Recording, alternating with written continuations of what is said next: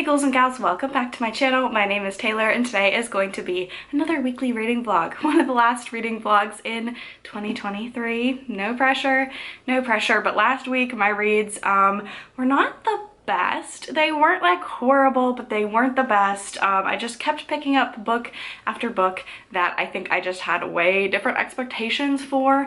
But this week I have a good feeling about this week. That good feeling about reading started off this morning when I finally got the Libby audiobook copy of the Reformatory by Tananarive Due. And this one is read by Jonice Abbott Pratt. I'll have to double check, but I'm pretty sure that's who. You know what, I'm gonna do it now because it's gonna bother me if I just give completely wrong information or speculate wildly. But the audiobook narrator, Jonice Abbott Pratt, I'm fairly certain she did. Yeah, okay, cool. Yeah, I just went to her Instagram. So she does the Legendborn cycle audiobook, and I really enjoyed the audiobook narration for that. So if you enjoyed that narrator, she also narrates the Reformatory. So I'm about an hour and 30 minutes into the Reformatory. Absolutely, really enjoying the audiobook so far. Narration is incredible. And also just the story is really shaping up to be like just incredible, I think, honestly. I've heard nothing but great things about this. Sometimes I know it can be scary going into a very hyped book, especially in the horror space, because horror is such a subjective feeling. Things that people find horrific or good about horror really vary, but this one has just been getting such incredible reviews. Stephen King even said in the blurb, Tananarive Due hit it out of the park. It's one of those books that you can't put down, but this is set in Jim Crow, Florida. It's set in the 1950s, and we're following our main character, Robert Stevens Jr. He's sent to a segregated reform school after getting in trouble for an altercation that's absolutely not his fault, and the punishment did not fit the crime, but that's the Jim Crow South for you. But what's interesting about this one is actually this is like not just horror fiction but historical fiction, because this is actually written, I believe, based on, I'm sure there's going to be an author afterward or something after the book, but this is actually based on Tananarive Due's family history. So she pieced together the life of the relative her family never spoke of, and bringing his tragedy and those of so many others at the infamous Dozier School for Boys to light in this riveting novel. So I have a feeling that based on this book, after I finish it, I'm gonna be going on a deep dive in terms of the history, because yeah, again, hour and 30 minutes in, we haven't even gotten to like our main character going to the school yet, which is obviously like the main plot line of this novel. But I've just been absolutely riveted and blown away by the audiobook narration so far.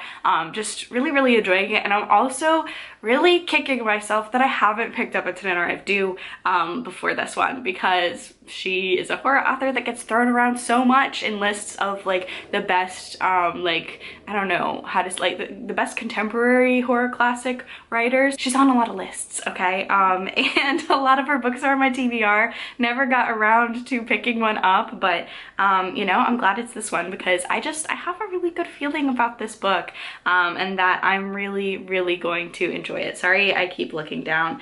My dog is just very snugly. In my last vlog, we talked about how we had to have an emergency vet trip last week, and everyone's doing great now, but someone is a little bit Velcro-y, and someone's just really cuddly. So yeah, sorry I keep looking down. I can't even imagine like what the dogs think about like when I film YouTube clips, because they're like, you're not even talking to us, we're right here and you're not even looking at us, you're just talking to a black box. But yeah, so I'll be continuing reading that one. Really looking forward to finishing that one. And you know what, we're gonna keep the good times rolling. We're going to pick up another book that I, for whatever reason, I've just been avoiding picking up, even though I have a feeling that I'm going to love it. That's gonna be The Waking Fire by Anthony Bryan. I think in part this is because I need to cool it on the series. I'm in the middle of so many series, but honestly, there's nothing wrong with being in the middle of a lot of series, and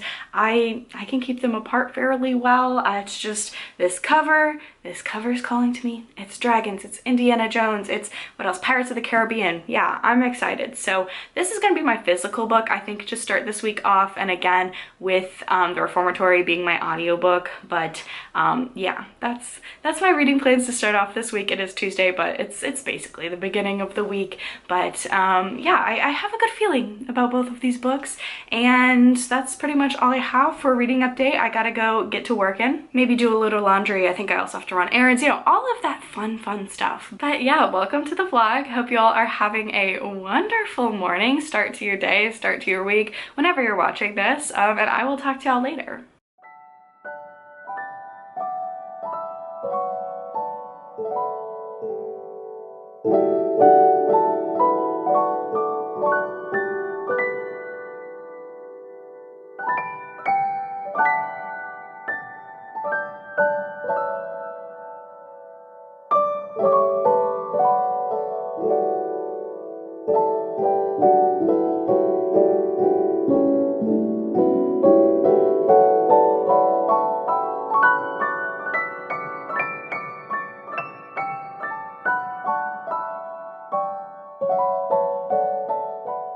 Hey, hello, happy Thursday. It's another late night reading update.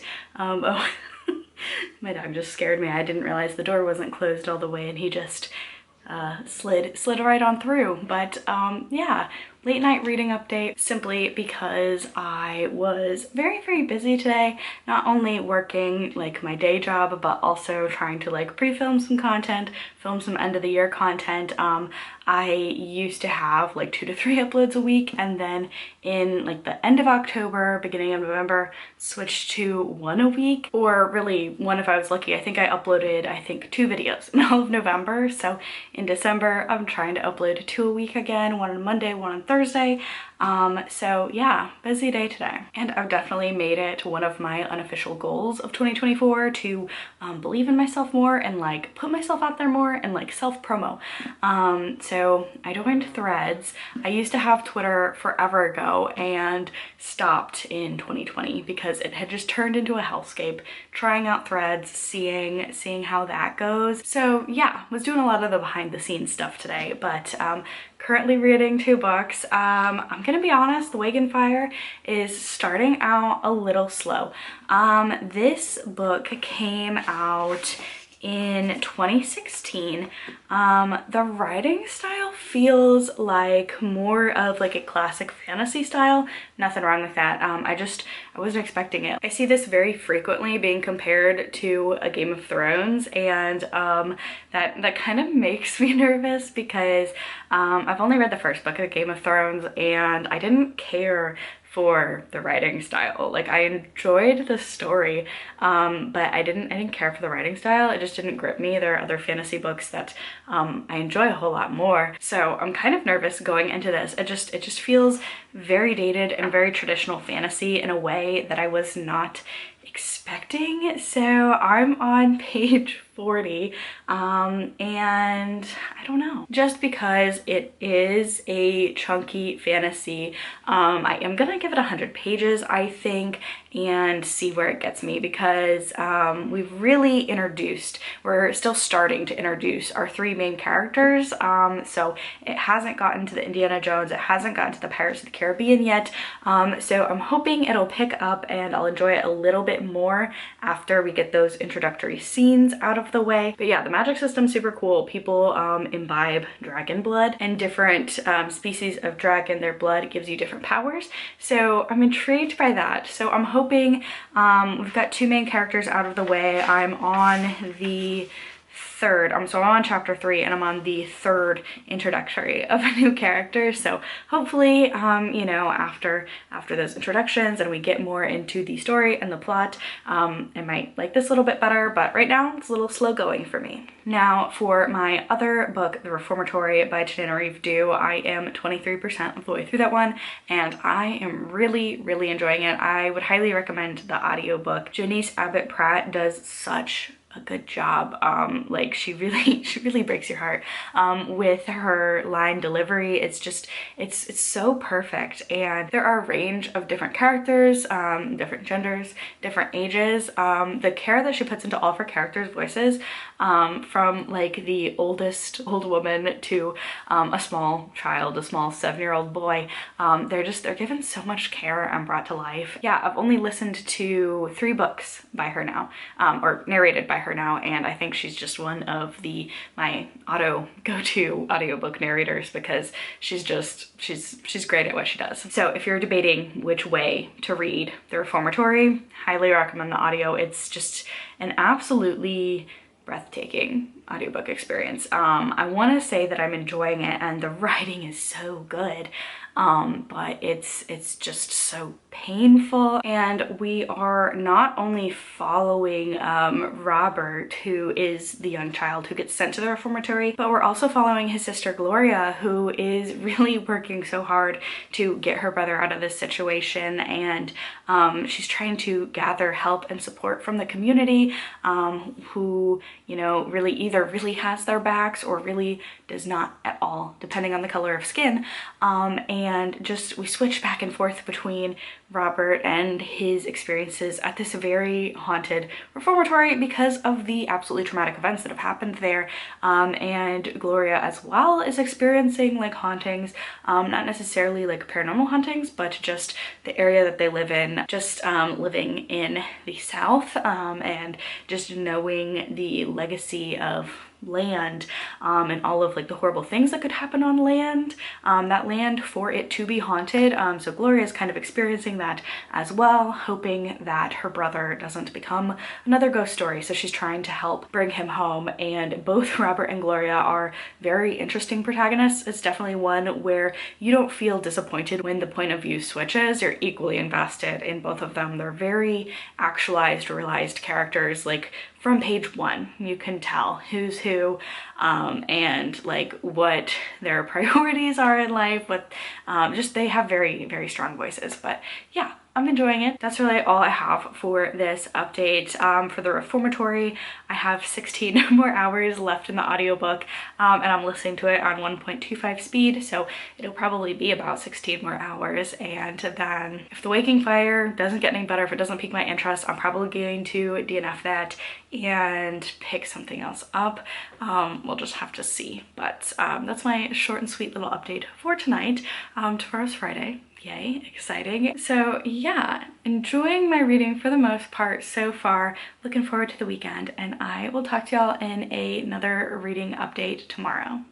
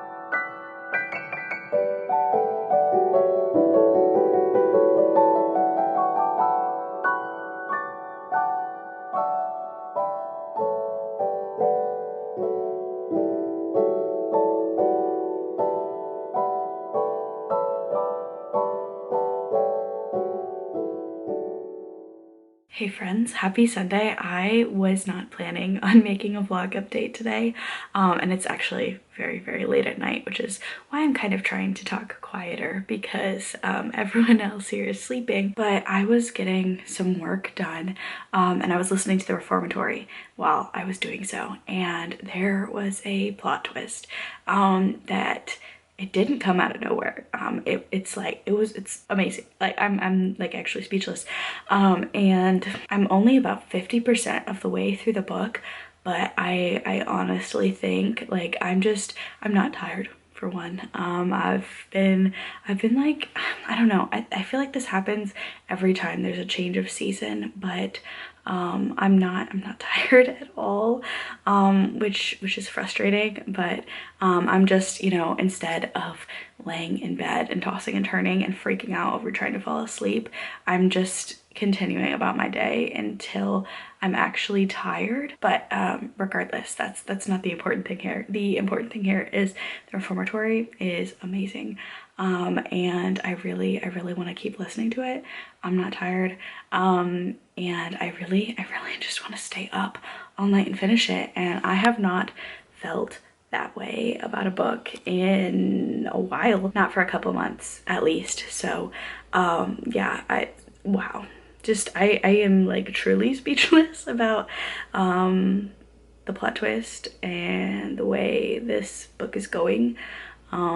It's creepy, like you would expect a horror book to be, right? But it's so gut-wrenching, and just I want to cry for the main characters, Gloria and Robert. Like it's a heavy book, but it is an incredible book, and the audiobook is incredible. And so yeah, I think I'm just going to maybe even not even work, but just sit in my room and listen to this audiobook, because wow, I can tell you right now, it's gonna make my list of top 10 books of the year, and I am 54% of the way through it. So I've got about 9 more hours. So I obviously won't be finishing it tonight, even if I stayed awake all the way through.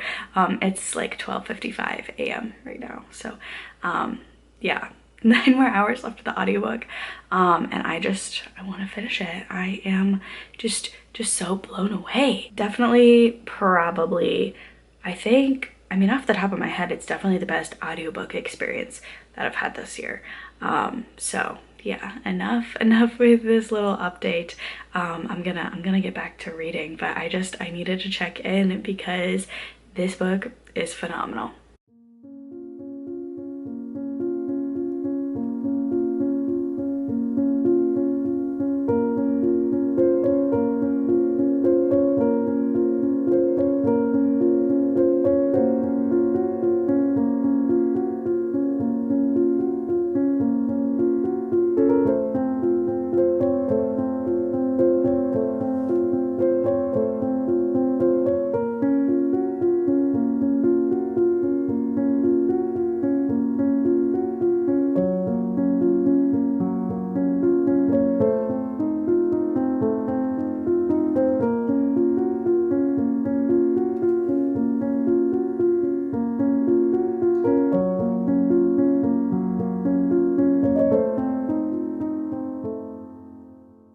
Friends, so a couple of reading updates for you. I finished the Reformatory. I'm not going to spend too much more time talking about it because I think I've adequately like talked about this book at length enough, where, you know, if you want to pick it up, you are. If you're not, you're not.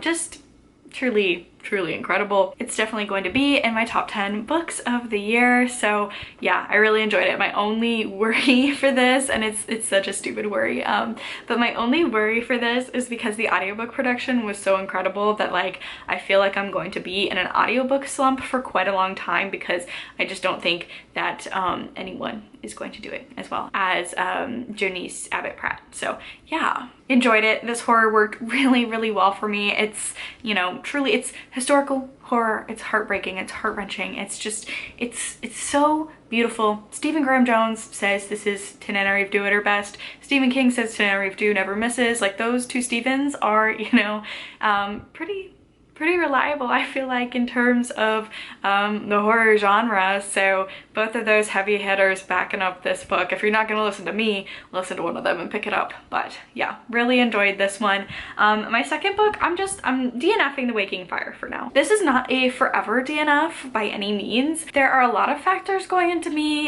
just DNFing this one at this moment, primarily just because, number one, it's due back to the library. I need to return it, and I can't like renew it again. And number two, I would need to read so many more fantasy books, so many other fantasy books before like the end of January. So I'm still doing my Throne of Glass reread. I've kind of decided on a whim that I want to reread the 2 Atlas books, which is more like paranormal. I don't know how to describe that one. It's fantasy, it's not high fantasy, but it's like magical school, dark academia. But regardless, there are a lot of fantasy books that I want to prioritize, and just trying to read my way through a 600-page book that I'm still not completely gripped by, and I feel like it's just me at this current time not in the mood for this specific book. So I'm absolutely keeping it on my want to reads list. I have the audiobook and the ebook saved in my to be read later list on Libby. So this is not like a goodbye, it's a see you later for this book. I'm still interested in it, just this week is not the week. So after I decided that I was going to DNF that one, and of course after I'd finished the Reformatory, I needed to pick up another book. So I went ahead and picked up Hemlock Island. This is another library book that I like to return before the end of the year, and I hadn't heard anything about it. I just saw that it had like the horror genre sticker for my library, and I was intrigued. I've never read anything by Kelley Armstrong. The cover seemed interesting, the premise seems interesting. It's essentially a locked room murder mystery, except the locked room is a island where our main character and a group of people are trapped on this island as someone is doing like very occult things, which is why they come to the island in the first place. So our main character, Lainey, she is a horror writer. She's also a teacher. She also takes care of her niece after her sister died. So we've got Lainey and her niece. Lainey also owns a cabin on this island. So essentially she owns the island herself, and she rents it out as an Airbnb, as a rental for supplemental income. She gets a call in the middle of the night. The guests are leaving because there's blood all over the closet and there's just a bunch of creepy things happening. So she goes to this island to investigate. First of all, she only thinks who is causing chaos in her rental home, who is destroying this passive source of income for her. So she and her niece go to this island to check out the rental home. They're joined by a cast of characters. They're joined by her ex-husband and her ex-husband's sister, who is also our main characters. I know there's a lot of relationships in here, so stay with me. Who is also Lainey's childhood best friend. Both of these characters, her ex-husband and her ex-husband's sister, were her childhood really good friends. And then they're joined by their other really good friend who, for a lot of reasons, they've become estranged by, but her brother is a cop, and she hears about these things going on and she wants to help her friend. So they all show up on this island to try and figure out what's going on, and they discover a dead body. And they also discover there's no way off the island. So yeah, this is like very speedy, very entertaining. I really had no idea what I was getting into because, again, I've never read anything by this author, and I didn't really know like what kind of pacing to expect or like what kind of writing style, but I'm really enjoying it. I'm really speeding through the pages. I started it this morning and I'm on page 82. I have to imagine, I think that's taken me less than an hour, and page 82 means I'm about 30% of the way through this one. So if this keeps being as fast paced and keeping me wanting to turn the pages as fast, I feel like I could finish this tonight. I feel like I cannot be the only one who feels absolutely bamboozled that it is the 19th of December. Christmas is in less than a week. In terms of this vlog, I think it's coming out on Thursday, so Christmas hasn't happened yet, but it's going to very, very soon. I feel, I don't know if it's living in the South, I don't know if it's this year has just been crazy busy, like combination of both, but it certainly does not feel like, in any sense of the word, that it is almost Christmas. We've tried. We're definitely more Halloween people here, me and my partner, but I am burning a crushed candy cane candle in the background. And we also set up like our very tiny little fake tree, which it's nothing special. It's literally so small and not the best quality. You can very clearly tell that it's a fake tree. There's no fooling anyone, and it's kind of sparse and Charlie Brownish, but it works for us just to have just a little something to just a little seasonal decor. And then also we're trying to work with Obi, who has never had a Christmas before. We're trying to work with him around the concept of a tree and learning what that is, with our like fake one that we don't care if, you know, he ruins. We're trying to get him used to trees before we go to my in-laws house, and they have like an absolutely beautiful, my mother-in-law does like a great, it's like a very beautiful aesthetic Christmas tree. I would much rather him knock over what I think it was like only 50 bucks Christmas tree that we got on sale one year. I'd much rather have him get his shenanigans out and learn what a Christmas tree is here than there. So we don't have a lot of decor up, but what we do, you know, it's kind of fun. It's kind of seasonal, trying to get that Christmas spirit when I also think it's like I haven't been outside in a hot minute. But it says it's 48 degrees outside, which to me, it's been like 50s also like this whole week. So that to me does not feel Christmas, but we're trying our best. Me and my partner actually, a couple nights ago now, we watched Black Christmas, the one that came out in the 70s. That's one I'd recommend. It's so good. So we had not had access to it until now, and I think last year around this time we watched Black Christmas, the remake that came out in like 2005, something like that. It had like almost every other like CW actress that you can think of in it, and that was like campy and like fun, and like the kills were bizarre, but it wasn't a good movie. This one, so good. Like I even almost want to treat them as different entities, because just the tone and the vibe, very good. I love it. So I think that's like one of my new favorite Christmas movies, which sounds slightly bizarre to say because it's definitely not cheerful at all. But apparently there's been also another remake in like the 2010s that, you know, I might be a glutton for punishment and check out at some point as well. But Black Christmas, the one that came out in 74, that's the one you should check out. It's really good. Just it really feels like a Christmas movie, like a Christmas themed movie. You really get the sense that it's taking place around the holidays, just even not with anything so like downright in your face, but just like some of the scenes that are lit where the characters, it's like the lights from the Christmas tree, or even just like the carols playing in the background at some point. Like, it's good. I really enjoy it. So if you're a fan of Christmas horror and you haven't seen Black Christmas, I'm sure maybe if you are a fan of Christmas horror, you've already seen it because it is a classic. If you haven't, lives up. I really enjoyed it. It's pretty much all I have for reading updates. Again, I'm gonna be reading Hemlock Island today, hopefully finishing it today. I'll probably be finishing it today if, again, it continues on that very fast pace, needing to turn every single page, every chapter ending on like a cliffhanger or a new revelation. Definitely, I'm enjoying my time with that. It's a lot of fun. As fun as a murder investigation and dead body can be. You know what I mean? It's horror fiction. We get what I mean when I say fun, but yeah, that's the update for today. I am going to go, I gotta go do some laundry, actually, riveting stuff, but we are trying to, it's Tuesday now, we're going home on Friday, so I gotta get prepared for actually packing for colder weather. So yeah, I'm gonna go do some laundry, listen to an audiobook, and I will talk to y'all later.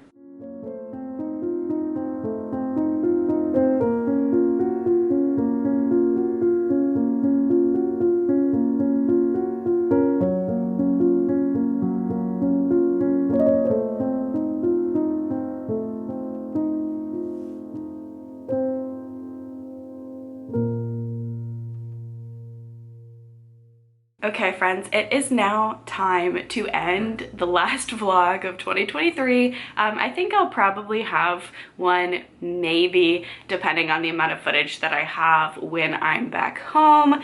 No promises there, obviously, but that obviously will come out in 2024. So this is the last vlog that is coming out in 2023, which is just absolutely crazy. What a year it's been. Looking forward to the next one. That is just absolutely crazy to think about. So wrapping up the vlog, I managed to finish Hemlock Island by Kelley Armstrong, and this was very fun, very fast-paced horror.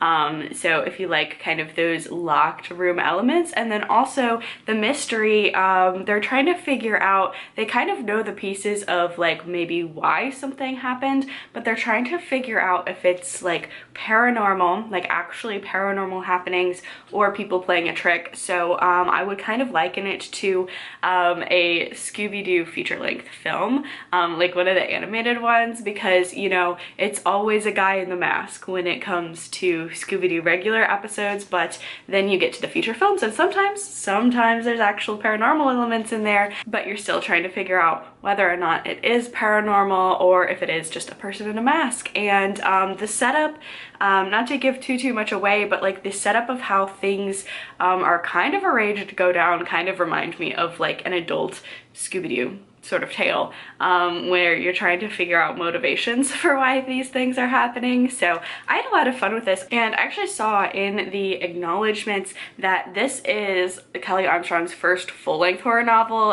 So I think she's written horror before. Okay, it says, while I've been writing short fiction horror all my life, it's never been the right time to try a full-length horror novel, and I've been waiting. So for a debut in horror, I thought this was a lot of fun, very enjoyable. There is like some light humor throughout this. I wouldn't say it's like a satire or a horror comedy, and like those definitely have not worked for me before, but there are definitely some tongue-in-cheek moments about how the people that are here on the island, one of them's a defense attorney, one of them's a cop, one of them writes horror fiction and like crime fiction for a living. So there are several scenarios where they're like, this would be in a horror movie, you're not doing that by yourself. We're not splitting up and looking for clues. So those aspects were really fun. Again, it was very fast-paced, and I had a lot of fun reading it, so I definitely would check out more by this author. And yeah, that's the end of this vlog. I do anticipate reading more books by the end of the year, because again, we have about, you know, a week or so left. So I feel like it would be very out of the ordinary for me not to finish at least a book in that time. And then we've also got, you know, a 10-hour car ride there and back. So that's 20 hours where I'm sure I'll pick up something along the way, and also, you know, just lots of downtime with family and stuff. So if you would like to keep tabs on what I'm reading during the holidays, or, you know, just follow my Instagram. My Instagram is linked down below, herbivorehaunts, same as this channel. But if you liked this video, please give it a thumbs up, leave a comment down below, let me know if you've hit your 2023 reading goal yet, or if you still are playing catch up. Either way is great. Subscribe to my channel for all of the cozy gaming and bookish content. Stay safe, stay spooky, and I will see y'all in the next video. Bye!